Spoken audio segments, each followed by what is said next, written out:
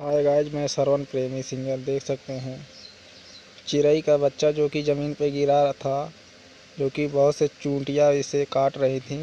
बाकी इसके लिए देखिए खतौना बनाए हैं, उसमें रख दिए हैं। अभी तो कुछ खाने पीने लायक तो है नहीं जो खिलाएं पिलाएं।